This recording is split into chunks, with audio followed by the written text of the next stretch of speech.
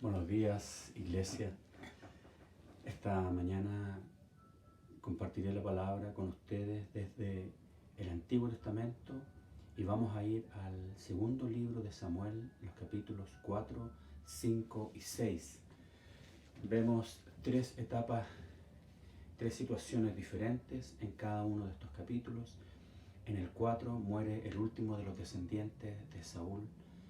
Realmente de su casa no iba a quedar nada. Era el hijo de Jonatán, hijo de Saúl, el cual era lisiado de los pies y es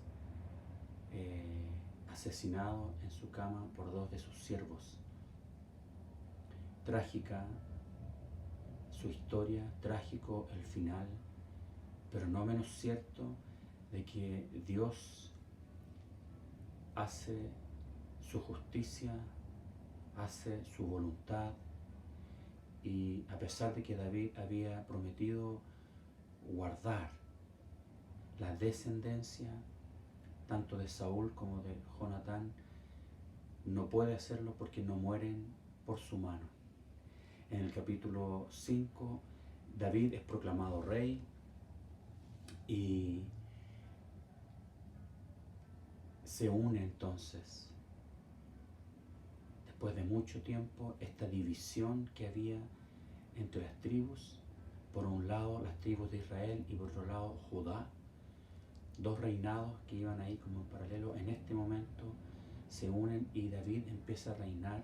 Ya llevaba reinando 7 años y reina 33 años más, lo que hace un total de 40 años que él reinó, y trajo la presencia de Dios al reino y la victoria. Y todo lo que hacía David, como era su corazón hacia Dios, Dios lo bendecía. Pero también vemos una característica, que David todo el tiempo consultaba a Jehová. Si es que iba a la guerra, si es que Dios los iba a entregar, cómo lo hacía. Eso se mantiene como una enseñanza clave en la vida de David, de cómo él buscaba a Dios. Y en el capítulo 6 vemos que David quiere traer el arca hasta la ciudad de Jerusalén, la ciudad de David, y en uno de esos intentos, uno de los siervos, Usa, que llevando el arca, como que los bueyes tropiezan, algo sucede, y él, por afirmar el arca, Dios le quita la vida. Los entendidos plantean que o él desconocía el mandato de Dios de que no podían tocar el arca porque era santo y ahí estaba la presencia de Dios, o que en él hubo una actitud de temeridad, una falta de temor a Dios, y llegar e involucrarse. Solamente los levitas habían sido apartados para llevar el arca y cuidarla. Y en el capítulo 6 vemos que David se goza al traer el arca, y veámoslo juntos. En el capítulo 6 y el versículo 5 dice: y David y toda la casa de Israel danzaban delante de Jehová con toda clase de instrumentos de madera de haya, con arpas, salterios, panderos, flautas y címbalos. Y de ahí nos saltamos al versículo 15.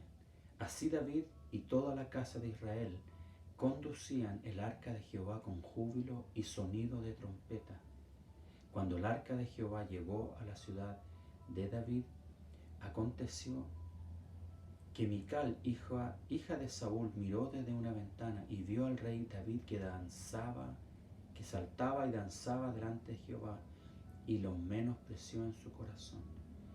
Tanto era el gozo de David, de un rey que saltaba. Y miren lo que dice el versículo 14.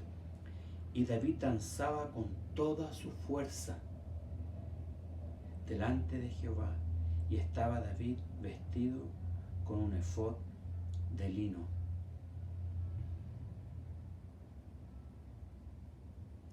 Entonces vuelve David para bendecir su casa, versículo 20, y saliendo Mical a recibirlo, le dijo con ironía: cuán honrado ha quedado hoy el rey de Israel, descubriéndose hoy delante de las criadas de sus siervos, como se descubre sin decoro un cualquiera. Investigando en distintas versiones, van en distintas direcciones. Algunos plantean que de alguna manera el rey David había terminado un poco desnudo, descubriéndose. Otros plantean que terminó como desordenado con su ropa. Y una interpretación más cauta plantea que el rey se había sacado este efod de lino, que es una prenda sacerdotal para buscar a Dios, y que por eso lo había menospreciado Mical. Sea como se sea, pero aquí la Biblia cuenta que Mical lo menospreció, y eso es delicado frente de Dios. Cuando alguien menosprecia o la obra de Dios o alguno de sus siervos, o mira con desdén cuando alguien alaba, y ciertamente Dios lo ve y no le da lo mismo. Y veamos por qué. Versículo 21. David le responde a Mical esto que ella le dice, que ha quedado como un cualquiera, que ha sido deshonrado frente a las criadas y de los siervos. Entonces David responde a Mical y le dice: fue delante de Dios que yo hice esto, quien me eligió en preferencia a tu padre y a toda tu casa, para constituirme por príncipe sobre el pueblo de Jehová, sobre Israel. Por tanto, danzaré delante de Jehová, lo voy a seguir haciendo. Piensa en lo que piense, yo voy a seguir alabando a Dios. Y aún me haré más vil que esta vez, y seré bajo a tus ojos, pero seré honrado delante de las criadas de quien has hablado. Y Mical, hija de Saúl, nunca tuvo hijos hasta el día de su muerte.